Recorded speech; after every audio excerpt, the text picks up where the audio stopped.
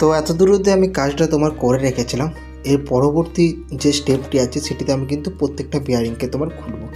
যেমন দেখো আমি এর জন্য পোলারে ব্যবহার করছি। তো এটা ওপরের ঢাকনার বিয়ারিংটা, এর জন্য আমি 6202 এর বিয়ারিংয়ের পোলার এটা ব্যবহার করছি। তোমাদের কাছে যদি পোলার না থেকে থাকে তোমরা অতি অবশ্যই আমাকে কমেন্ট করবে। আমি পোলার ছাড়া যে কীভাবে খুলতে হয় সেটা কিন্তু তোমাদেরকে একটা ভিডিও বানিয়ে আমি তোমাদেরকে দেখিয়ে দেবো। তো যেমন দেখো আমার কিন্তু ইজিলিভাবে এটা কিন্তু খুলে গেল। তো এই পোলার দিয়ে খোলার কারণটা হচ্ছে আমার খুব কম সময়ে কিন্তু বিয়ারিংগুলো কিন্তু আমার খুলে যায়। তখন দেখো এখন একটা খুলে গেল, এরপর আমি দেখো নিচের যে বিয়ারিংটা আছে সেটা খুলছি, সেটাও দেখো কিছুক্ষণের মধ্যে কিন্তু খুলে যাচ্ছে বিয়ারিংগুলো। তো এই জন্য কিন্তু আমি পোলার দিয়ে খুলছি। আর তোমাদেরকে কোনো একটা ভিডিও বানিয়ে আমি যদি তোমরা জানতে চাও যে কীভাবে খুলতে হয় তো অবশ্যই কমেন্ট করো, আমি কিন্তু তোমাদেরকে দেখাবো। যেমন দেখো আমার খোলা হয়ে গেছে। তো আমার এই ছোট্ট চ্যানেলটিকে তোমরা অবশ্যই সাবস্ক্রাইব করবে, যেন তোমরা সাবস্ক্রাইব করলে পরে আমারও নতুন নতুন ভিডিও বানাতে কিন্তু অনেকটা মোটিভেশন পায়, আর আরও নতুন নতুন ভিডিও বানাতে কিন্তু মন যায় নতুন নতুন টপিকের উপরে। যেমন দেখো বিয়ারিংটা খোলার পর দেখো নিচেতে দেখো কালি মতো বেরোচ্ছে, আর এখানটাও দেখো কালি জমে গেছে। তো এরপরে কিন্তু আমরা বিয়ারিংয়ের যে কাভারগুলো আছে সেই ক্যাপগুলো কিন্তু আমরা খুলে নিচ্ছি। তো এরকমভাবে আমরা কিন্তু দুটো ক্যাপকে কিন্তু খুলে নেব। ভিডিওটা আমি স্লোই করে রেখেছি, কারণ ভিডিওটা ওই জন্য আমি দুটো পার্টে ভাগ করে নিয়েছি, যাতে তোমাদেরকে পুরো বিস্তারে বোঝানো যায় যে কীভাবে আমরা একটা ফ্যানে রিপেয়ারিং করি। যেমন দেখো একটা প্লাস্টিকের ছোটো টুকরো ছিল প্লাস্টিকেরই ক্যাপের, তো এটাকে আমি কিন্তু বার করে নিলাম। এগুলো একটু দেখে নেবে তোমরা, নয়তো পরবর্তী সময় তুমি গ্রিজ করে নেবে, কিন্তু সেই সময় কিন্তু তোমার ওই বিয়ারিংটি কিন্তু ওই কালো ক্যাপটি ঢুকে কিন্তু জামের সৃষ্টি করে। এরপর আমি কেরোসিন তেলে বাটিতে কেরোসিন তেল নিয়ে এটা কিন্তু পরিষ্কার করছি। আমি এখনই সঙ্গে সঙ্গে পরিষ্কার করছি বলে অতটা হয়তো কালিটা উঠবে না, কিন্তু তোমরা এটা একটু ভিজিয়ে রাখবে যাতে কালিটা একটু নরম হয়ে যায়, মানে পিঁচের মতো যে অংশটি আছে পিঁচ যেটি জমে গেছে সেটি নরম হয়ে যায়, তাহলে কিন্তু তোমাদের ইজিভাবে এটা কিন্তু খুলে যাবে। তো যেমন দেখো আমি খুব সুন্দরভাবে কিন্তু তোমার পরিষ্কার করে নিচ্ছি। তো তোমরা এই জায়গায় কেরোসিন তেল না পেলে ডিজেলও ব্যবহার করতে পারো। আর এই জায়গাতে যদি অনেক কালি জমে যায় না, তোমরা কিন্তু এই জায়গায় পেট্রোল কিন্তু ব্যবহার করতে পারো, পেট্রোলে কিন্তু খুব ইজিলি উঠে যায়। আর পেট্রোল ব্যবহার করাটা অনেকটা রিস্ক হয়, কারণ আমাদের আগুন নিয়ে কাজ, তো আগুন কিন্তু দাপ করে আগুন কিন্তু ধরে যাওয়ার সম্ভাবনা থাকে। আমাদের পরিষ্কার হয়ে গেছে, আমি একটু ঘুরিয়ে দেখে নিচ্ছি, খুব সুন্দরভাবে ঘুরছে। এরপরে আমি এগুলো যে আছে না কাপড় দিয়ে তোমার কিন্তু পুছে নেবো। তোমার ছোটো বিয়ারিংটা একটু নোংরা আছে, তাই আমি একটু ভালোভাবে ওটাকে পরিষ্কার করে নিচ্ছি। তো মোটামুটি আমার পরিষ্কার হয়ে গেছে। আমি একটা কাপড় ছেঁড়া নিচ্ছি, দিয়ে এটা কিন্তু পুছে দিচ্ছি। খুব ভালোভাবে পুছবে যেন তোমার কোনো তেল যেন না থাকে এটাতে। তোমরা চাইলে এটা পুছে পরে একটু রেখে দেবে, একটু রোদে রেখে দেবে যেন তেলটা পুরোপুরিভাবে শুকিয়ে যায়। তো আমার কাছে একটু সময়ের শর্ট আছে, তাই কিন্তু আমি কিন্তু তোমার এটাকে লাগিয়ে দেবো। অসুবিধা নেই কিছু, কিন্তু একটু শুকিয়ে ভালোভাবে করলে কাজটি ভালো হয়। এরপরে দেখো আমি গ্রিসটি করছি। তো যেমন দেখো আমি আঙুলে করে গ্রিস নিচ্ছি, এইভাবে দেবে আমি কিন্তু গ্রিসটাকে লাগাবো। প্রথমে এক সাইডে কিন্তু আমি দেখো দেবে লাগাচ্ছি। এই পেছন সাইডটা আমি যখন তোমাদেরকে দেখাবো তখন তোমরা কিন্তু বুঝতে পারবে গ্রিসটা কিন্তু হালকাভাবে কিন্তু এটা বেরিয়ে এসেছে। দেখো দেখতে পাচ্ছ বেরিয়ে এসেছে, এই বেরিয়ে আসাটা কিন্তু খুবই দরকার। তো এভাবে একটু দেবে তোমরা কিন্তু গ্রিসটি লাগাবে।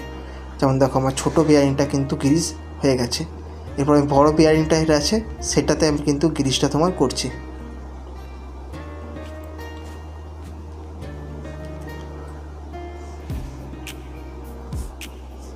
আর তোমাদেরকে যেমন বললাম আমার চ্যানেলটিকে তোমরা কিন্তু অতি অবশ্যই কিন্তু সাবস্ক্রাইবারে করে নিও প্লিজ করে নিও সাবস্ক্রাইব।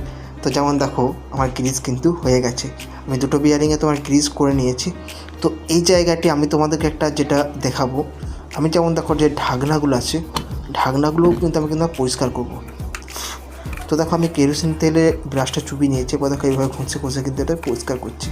এটা একটু স্পিডে করে নিচ্ছি যাতে একটু ছোটো হয় ভিডিওটা।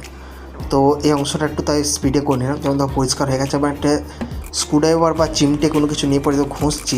এবার ঘষার পরে দেখো কিন্তু অনেক কিন্তু তোমার কালি কিন্তু তোমার বেরোচ্ছে। তো সেগুলো আমি ভালোভাবে কিন্তু পরিষ্কার করে নেবো, কারণ হিট হলে এগুলোই তোমার পিচের মতো গলবে, আর এগুলো কিন্তু বিয়ারিংয়ে জাম সৃষ্টি করে। পরে দেখো আমি যে নিচের যে বিয়ারিংটা আছে এটা লাগাচ্ছি। তো লাগানোর সময় হাতুড়ি নেবো, হাতুড়ি নেওয়ার পর 4 ধারে খাদি দিয়ে লাগাবো, কোনো এক ধারে কিন্তু ঠুকে কিন্তু বিয়ারিংটা আমার লাগাতে হবে না। অনেক সময় বিয়ারিংয়ের যে কাভারটি আছে যেখানে বিয়ারিংটা লাগে সেইটাও কিন্তু ভেঙে যায়। এরপরের স্টেপে দেখো আমি যে বড় বিয়ারিংটা আছে ওটার দেখো তোমার অনেকটা কালো পিচের মতো জমে গেছে, এগুলো কিন্তু এভাবে ঘষে আমি কিন্তু পরিষ্কার করে নেবো। তো পরিষ্কার হয়ে গেছে, কেরোসিন তেল দিয়ে একটু ভালো করে পরিষ্কার করে নিচ্ছি। তারপর আমি কাপড় দিয়ে আবার এটাকে মুছে নিচ্ছি। এরপর আমি কিন্তু এর যে বিয়ারিংটি আছে এই 2-এর বিয়ারিংটি কিন্তু আমি এটার মধ্যে লাগাবো। তো লাগানোর মধ্যে একটা আমি ওয়াশার লাগিয়ে দিলাম। তো ওয়াশারটা কারণটা হচ্ছে ফ্যানটা আমার একটু ঢপ ছিল, তো আমি তাই ওয়াশার একটা লাগিয়ে দিয়েছি। তো যেমন দেখো গ্রিসটা আমার এলোমেলো হয়ে গেছে, মানে অনেকটা খারাপ দেখতে লাগছে, তো আমি একটু গ্রিসটা একটু ভালোভাবে পরিষ্কার পরিচ্ছন্ন করে দিলাম। এর পরের স্টেপে আমি যে রোটারটি আছে সেটা কালো কালো জমে গেছিলো কার্বন, মানে কার্বন ঠিক না কিন্তু কালো কালোটা কিছু জমে গেছিলো নোংরা। তো তাই আমি নোংরাটাকে দেখো এমআরএফ পেপার দিয়ে আমি কিন্তু ঘষছি। তোমরা এটাতে কাঠ ঘষা সিরিজ পেপার ব্যবহার করবে, লোহা ঘষা কিন্তু না, লোহা ঘষা ব্যবহার করলে অনেকটা ড্যামেজ হয়ে যায় রোটার। তো তাই চাই তোমরা অতি অবশ্যই চেষ্টা করবে যে কাঠ যে ঘষে যে পালিশ করে না, তো সেরকম ধরনের সিরিজ পেপার ব্যবহার করতে। আমি এখানে 200 mm সিরিজ পেপার ব্যবহার করছি, তো এটা সিরিজ পেপারের সাইজ হয়। তো এরপরে দেখো এরপরের স্টেপসটি হচ্ছে খুবই গুরুত্বপূর্ণ। যেমন দেখো আমি কয়েলটাতে কিন্তু তোমার একটা ওয়াশার লাগাচ্ছি, কিন্তু কয়েলটিতে আমি পাঞ্চ করে নিয়েছি, বলেছিলাম না স্যাপটা আমার হয়ে গেছে, তো আমি পাঞ্চ করে নিয়েছি। পাঞ্চের ভিডিওটা একটু কাট হয়ে গেছে, মানে ভিডিওটা আমি শ্যুট করতে ভুলে গেছি। তো এরপরে দেখো আমি কিন্তু ওয়াশারগুলো কিন্তু লাগিয়ে দিচ্ছি। আমার এই ওয়াশারগুলো হচ্ছে তোমার অল পারপাস ওয়াশার। তো যেমন দেখো আমার নিচের ওয়াশারটা ছিল না বলে আমি 3টে কিন্তু তোমার ছোটো ছোটো ওয়াশারকে কেটে পর লাগিয়ে দিলাম। পর আমি ঢাকনাটা লাগাচ্ছি। এই অল পারপাস যে ওয়াশারগুলো আছে এগুলো 10 টাকা করে প্যাকেট হয়, আর তোমার এগুলো এই মধ্যেই তোমার উপরের বিয়ারিংটা, নিচের বিয়ারিংটা, উপরের সাপের নিচের সাপের সব কিন্তু তোমার ওয়াশার থাকে। তো আমার দেখো লাগানো হয়ে গেছে। লাগানোর পর আমি নাটগুলো এঁটে নিচ্ছি। তো লাগানোর পর তোমার যদি ফ্যানটিতে না বসে, তোমরা অবশ্যই ফ্যানটি কোনো একটা কাঠের গুটকার উপরে রেখে স্যাপটিতে একটা কাঠের গুটকাতে হালকা পরিমাণে ঠুকে নেবে। তো ঠুকে নিলে পরে তোমার যে পাঞ্চ যে করা আছে সেটা কিন্তু তোমার ঢুকে গেল, তাহলে তোমার ফ্যানটি কিন্তু সেট হয়ে যাবে। তো যেমন দেখো নাটগুলো আমি টাইট করে নিচ্ছি। তো একটা নাট কিন্তু আমরা টাইট করছি না, আমরা কিন্তু ঘুরিয়ে চার সাইডে কিন্তু প্রত্যেকটা নাটকে কিন্তু আমরা টাইট করে নেবো। কারণ একটা নাট টাইট করলে অনেক সময় বডি ভেঙে যায়, বডি ফেটে যায়।